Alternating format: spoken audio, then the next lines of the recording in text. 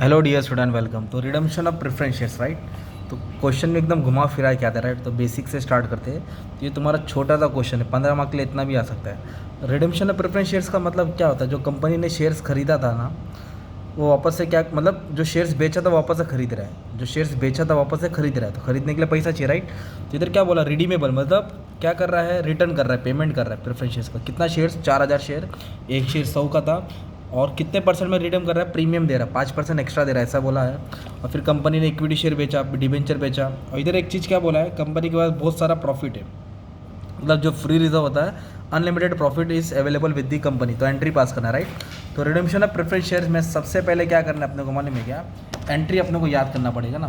तो ये entry wise सम है। तो सबसे पहले फर्स्ट एंट्री क्या है? रिडम्पशन ऑफ प्रेफरेंस शेयर्स, फिर premium to preference share holders. मतलब क्या हो रहा है, कंपनी क्या कर रही है मालूम है क्या? जो 4000 शेयर्स है ना प्रेफरेंस शेयर्स का, कितने शेयर है? 4000। एक शेयर कितने का? 100 का, मतलब 4 लाख रुपया वो रिडीम कर रहा है। रिडीम मतलब रिटर्न कर रहा है। और कितने परसेंट प्रीमियम? 5% प्रीमियम में। तो प्रीमियम कितना दे रहा है कंपनी? 5% एक्स्ट्रा दे रहा है, मतलब 20,000 एक्स्ट्रा दे रहा है। 4 लाख पे 5% निकालेंगे तो 20,000 आएगा। मतलब कंपनी को टोटल 4,20,000 देने का है। किसको देने का? प्रेफरेंस शेयर होल्डर्स को देने का है। तो सबसे पहले फर्स्ट एंट्री क्या हो गई? रिडेम्पशन ऑफ प्रेफरेंस शेयर्स, क्योंकि कंपनी शेयर्स खरीद रहा है तो पेमेंट कर रहा है, तो शेयर्स आ रहा है। जब शेयर्स आएगा तो शेयर्स को डेबिट करेंगे, क्या लिखेंगे? Redemption of preference shares. उस पर प्रीमियम देना है ना, मतलब एक्स्ट्रा पैसा दे रहा है, तो कंपनी का लॉस हो गया, वो भी डेबिट होगा। किसको देने का? प्रेफरेंस शेयर्स होल्डर्स को। तो इधर कितने शेयर्स है? 4000 शेयर्स है, और एक शेयर कितने का? 100 का, मतलब ये हो गया 4 लाख। तो प्रेफरेंस शेयर्स की वैल्यू 4 लाख हो गई, राइट। इधर 4 लाख नहीं दिया, अपने को समझना पड़ेगा ना। 4000 को इंटू क्या किया? 100 किया। 4000 इंटू 100, तो नंबर ऑफ शेयर्स की वैल्यू कितनी हो गई? 4 लाख। अब इस पर 5% प्रीमियम दिया है, इधर लिखा है प्रीमियम। कितना परसेंट दे रही है कंपनी? 5%। 10% बोला तो 4 लाख आएगा, 5% बोले तो कितना आ जाएगा? 20,000। तो कंपनी 20,000 क्या दे रही है? प्रीमियम दे रही है, राइट। तो टोटल कितना देने का? 4,20,000। 4,20,000 किसको देने का? प्रेफरेंस शेयर्स होल्डर को। तो 4 लाख का प्रेफरेंस शेयर है, इस पर प्रीमियम टोटल 4,20,000। ये हो गया ड्यू की एंट्री, ओके। पे करना है, पेबल, बिंग अमाउंट पेबल है ना, ऑन प्रेफरेंस होल्डर। अभी हम लोग क्या करेंगे माने में क्या? पेमेंट की एंट्री पास कर देता हूँ मैं। किसकी एंट्री पास कर देता हूँ? पेमेंट। तो पेमेंट किसको करना है अपने को? प्रेफरेंस होल्डर्स को करना है। और कितना करना है? 4,20,000। जब कंपनी पे करेगी तो पैसा जाएगा, इसलिए बैंक को क्रेडिट लिखेंगे। बैंक को किधर करेंगे? क्रेडिट। और डेबिट किसको करेंगे? प्रेफरेंस शेयर होल्डर्स को, क्योंकि उसको पैसा मिल रहा है ना। तो इधर लिखेंगे प्रेफरेंस शेयर होल्डर्स। क्या लिखेंगे? प्रेफरेंस शेयर होल्डर, क्योंकि उन लोग ने अमाउंट रिसीव किया है और हम लोग पेमेंट कर रहे हैं। ये कोने वाला अमाउंट यहाँ आ जाएगा, 4,20,000। तो क्या इधर से समझा? ये देना था, ये दे दिया। तो कैसे दिया अभी हम लोग प्रैक्टिस करेंगे। वापस से लास्ट में मैं एंट्री रिवाइज करने वाला हूँ, क्योंकि एंट्री वाला समय थोड़ा ध्यान देना पड़ेगा, राइट। तो बेचने के लिए शेयर्स का पेमेंट करने के लिए कंपनी ने क्या इशू किया? इक्विटी शेयर बेचा। तो कितना शेयर्स बेचा? 1,000 शेयर बेचा। तो शेयर बेचेगा तो पैसा आएगा।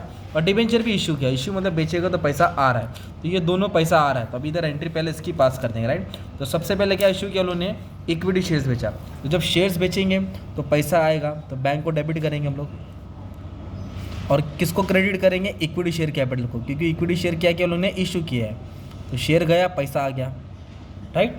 और वो शेयर को उन्होंने ना प्रीमियम में बेचा है, मतलब एक्स्ट्रा पैसा लिया है, मतलब एक्स्ट्रा पैसा लिया। तो 10% प्रीमियम। तो इधर प्रीमियम इनकम हो जाएगा तुम्हारा, क्योंकि पैसा आ रहा है ना अपने पास। तो कितने शेयर्स बेचे कैसे मालूम पड़ेगा इधर? अभी हम लोग इसको अमाउंट करके डाल देंगे।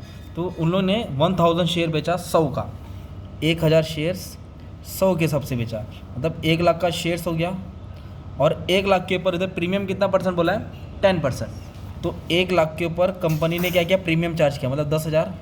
तो कंपनी के पास कितना रुपया आया? 1,10,000 आया। कितना है? 1,10,000। तो ये किसकी एंट्री हो गई? Issue of share. शेयर गया, पैसा आया, सिंपल। अभी ना इधर उन लोगों ने क्या बेचा? डिबेंचर्स बेचा है। देखो इधर क्या लिखा है? 1,000 डिबेंचर ऑफ 100 ईच, मतलब प्रीमियम नहीं बोला है। तो एकदम सिंपल, डिबेंचर गया, पैसा आया। इधर बैंक अकाउंट को डेबिट करेंगे, क्योंकि पैसा आ रहा है। और क्या बेचा? डिबेंचर्स। डिबेंचर मतलब लोन होता है एक तरफ से, परसेंटेज नहीं दिया कुछ भी। इधर लिख देंगे डिबेंचर्स। डिबेंचर्स गया, पैसा आया, बैंक को डेबिट करेंगे। कितना डिबेंचर्स बेचा? 1,000 ऑफ 100 ईच, मतलब 1,000 डिबेंचर 100 के हिसाब से। तो 1 लाख रुपया डिबेंचर का पैसा आ गया। इधर कंपनी ने क्या बेचा? इक्विटी शेयर बेचा। और इधर क्या बेचा? डिबेंचर्स बेचा, सिंपल। अब अपने को क्या करने का? एक एंट्री CRR का आएगा, कैपिटल रिडम्पशन रिजर्व, और एक प्रीमियम का आएगा। तो ये ड्यू है, अभी मेन एंट्री ये है, ये ड्यू ए लिख देता हूँ, बी सी डी, ये 4 एंट्री हर सब में आएगा ही आएगा। ड्यू की एंट्री देना था, इधर CRR क्रिएट करेंगे, उसको बोलेंगे टू लिखेंगे, capital redemption reserve, capital redemption reserve. ये प्रीमियम डेबिट है, इसको क्रेडिट में कर दो, क्या करके लिखेंगे, to premium on redemption of preference share, to premium on redemption of preference shares. अभी आपको समझाता हूँ, सुनो। तो अपने कैपिटल रिडम्पशन रिजर्व, एक रिजर्व क्रिएट करना पड़ता है जब भी रिडम्पशन ऑफ प्रेफरेंस शेयर होता है, राइट। तो कितना रिजर्व क्रिएट करेंगे, कितना पैसे की ज़रूरत पड़ेगी, तो इधर सबसे पहले देखने का है कि अपने को प्रेफरेंस शेयर्स का कितना रुपया देने का था, 4 लाख, मतलब 4 लाख अपने पे कर्जा था एक तरफ से, मान लो, है ना। तो हमने क्या किया, 10 दोस्त को बोला कि पैसे की मदद करो, कोई भी दोस्त ने हेल्प नहीं किया, मतलब एक को 4 लाख देने का था और कोई हेल्प नहीं किया। तो एक दोस्त हमारे लिए भाग के 1 लाख लेके आया, तो 1 लाख लेके आ गया, तो उसको दे देंगे, तभी भी 3 लाख कम पड़ रहा है ना, तो 3 लाख हम लोग घर से उठाएंगे प्रॉफिट एंड लॉस से। तो इसका मतलब क्या हो गया, CRR लिखेंगे, nominal value preference share, preference share का अमाउंट कितना देना है, 4 लाख। इक्विटी बेच के कितना है, इधर देखो ना 1 लाख आया ना, तो जो प्रेफरेंस शेयर्स का 4 लाख है उसमें से फ्रेश इक्विटी माइनस करना है, प्रीमियम नहीं, सिर्फ फ्रेश इक्विटी 1 लाख, मतलब 4 लाख देने का था, 1 लाख का बंदोबस्त हो गया, डिबेंचर का नहीं लेंगे, राइट, इक्विटी का ही कंसिडर करना। तो ये फॉर्मूला है, इसको याद करना पड़ेगा, हर समय ये लिख देने का, राइट। तो क्रिएशन ऑफ CRR, तो प्रेफरेंस शेयर्स की वैल्यू कितना देने का, 4 लाख, इक्विटी से कितना 1 लाख, तो कम कितना पड़ा अपने को, 3 लाख। तो इधर लिखेंगे कैपिटल रिडम्पशन रिजर्व 3 लाख। तो ये पैसा कहाँ से देंगे, प्रॉफिट एंड लॉस से देंगे। इधर देखो, इधर क्या लिखा है, कंपनी हैज सफिशिएंट प्रॉफिट, मतलब कंपनी के पास बहुत पैसा है, कंपनी के पास बहुत पैसा है। तो ये हम लोग एज्यूम कर रहे हैं कि कंपनी का बहुत पैसा है, तो ये 3 लाख का ज़रूरत हमने यहाँ से पूरा किया, घर की तिजोरी, प्रॉफिट एंड लॉस से। तो मान लो सपोज फॉर एग्जाम्पल, मान लो घर के पास 10 लाख है, 10 लाख में से मैंने 3 लाख उठा लिया ना, सिंपल, 10 लाख में से कितना उठाया मैंने, 3 लाख उठा लिया। इस तरह हमने क्या किया, CRR को सेटल कर दिया, मतलब 4 लाख देने का था, 1 लाख तो इक्विटी से दिया और 3 लाख कहाँ से दिया, profit and loss, profit and loss मतलब घर से दिया। तो अभी हमने क्या किया, 4 लोग को ख़त्म किया टेंशन। अभी अपने को 20,000 का प्रीमियम देने का, किसको देने का, 20,000, ये डेबिट है ना, तो उसको क्रेडिट में लिखा, डेबिट तो किधर रहेगा, क्रेडिट। प्रीमियम कितना देने का, 20,000, राइट। प्रीमियम का पैसा भी प्रॉफिट एंड लॉस से दे दिया, तो इधर लिखेंगे प्रॉफिट एंड लॉस अकाउंट, क्या लिखेंगे, प्रॉफिट एंड लॉस। कितना उठा के दे दिया, 20,000। मान लो 10 लाख है, तो उसमें 3 लाख भी खर्चा किया, 2 लाख 20,000 भी खर्चा किया, तो हमने प्रेफरेंस शेयर्स का 10 लाख भी दे दिया और प्रीमियम भी 20,000 दे दिया, राइट। अभी पेमेंट कितना करने का, 4,20,000, किसको पेमेंट करने का, प्रेफरेंस शेयर होल्डर्स। ये क्रेडिट है ना, इधर डेबिट में डाल देंगे, क्रेडिट है तो किधर रहेगा, डेबिट। तो 4,20,000 देने का था, इसलिए पैसा गया, तो इसलिए पे कर दिया हमने। तो अभी आपको क्या करने का, पहले फर्स्ट एंट्री याद करना है, रिडेम्पशन ऑफ प्रेफरेंस शेयर्स, उस पर प्रीमियम दे रहे, प्रीमियम और रिडेम्पशन ऑफ प्रेफरेंस शेयर्स किसको दे रहे, प्रेफरेंस शेयर्स होल्डर को दे रहे। तो अभी सबसे पहले क्या सेटल करना पड़ेगा, अपने को CRR क्रिएट करना पड़ेगा। तो 4 लाख का CRR क्रिएट करने का था, तो 1 लाख का इक्विटी हो गया, तो 3 लाख का CRR क्रिएट किया, मतलब ये एंट्री सेटल हो गई। फिर प्रीमियम पे करने का था, डेबिट को क्रेडिट में लिखा, प्रीमियम पे हो गया।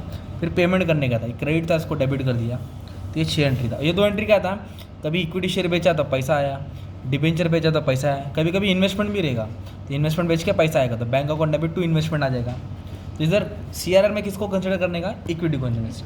तो 4 लाख देने का था, 1 लाख इक्विटी देते, तो 3 लाख कम पड़ा, 3 लाख कहाँ से दिया, घर से दिया, घर की तिजोरी में बहुत सारा पैसा था, इसलिए तो प्रॉफिट एंड लॉस लिखा। ये तुम्हारा क्वेश्चन रहेगा ऐसा, ओके, ये क्वेश्चन है, ये तुम्हारा ऐसा आंसर रहेगा, ठीक है।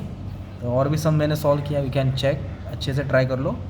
एंट्री ये पूरा कॉपी करके रख लो, याद करके रख लो, तब तुम्हारा काम आसान होगा, ठीक है। Thank you.